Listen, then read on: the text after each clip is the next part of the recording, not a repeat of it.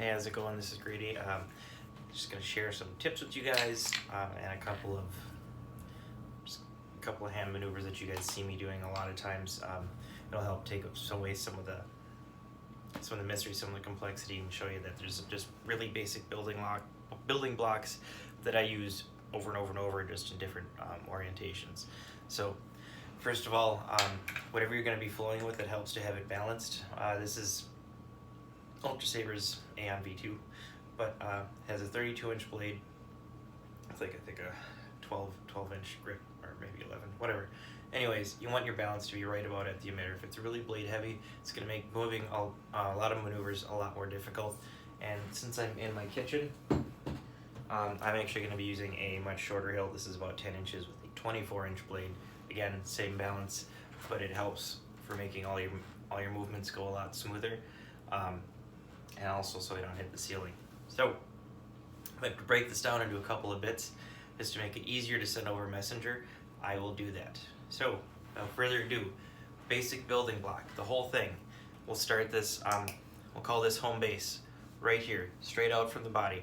And you want to keep it out on the sides, because that really opens up a lot more movements for moving yourself laterally around, for controlling it around your body, versus spinning it like this.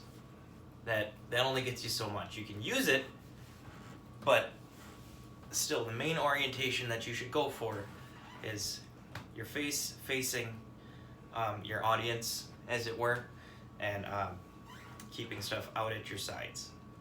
Alright? So, home base, bam, right here. Parallel to the deck, out at the side. Basic spin, we'll call it a downward spin. Consists of two basic grips. Here it's closed. When you start to initiate your roll, you do what's called an open grip by letting it roll in the groove between your index finger and your thumb. And as it comes back around, you close your grip once again as you bring it back to home base, your starting point. A little bit faster. Bam. Bam. Then you just start to link it together. And usually at about point at your home base point, and now I'm just kind of using my fingers to help push the blade along. Cool? Basic roll. Now, basic figure eight, you're going to bring it back around to the front.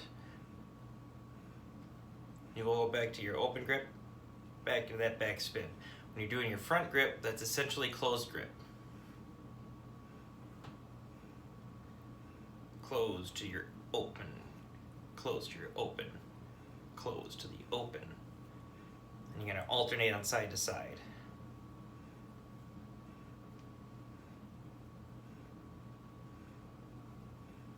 You're watching the grip, and then when you speed it up, so what you're basically working is trying to use as small movements as possible to try and smooth it all together.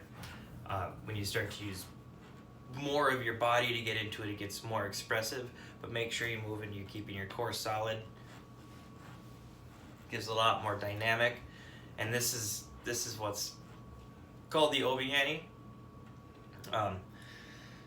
It's a little bit more of a complex move, but it's going to require more body movement. And again, it's something that just becomes a building block that you can initiate a lot of your spins off of.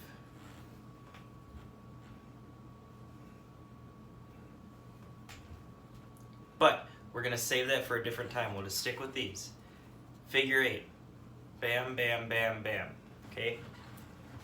Now we reverse the spin, it gets a little bit funkier, but you're still using the two basic grips. Your closed grip and your open grip. So when we go backwards, starting at home base, closed grip, rock it back into an open, bring it back to your closed. Back around, open, closed, open, closed, open, closed, open, closed, open, closed. It is the same thing, just with forward and reverse movement. Righty right. Open, closed. Open, closed. And you can start throwing some little hip bounce action. This again just gets a little bit more dynamic when you throw in your body. And to move it to the other side, you're basically intercepting a spin, then using your whole body to bring it over, and then you're continuing the spin on the other side. So downward, bring it around, continue the spin. Sorry, I'm in the kitchen. Bring it around, continue the spin. Bring it around, continue the spin.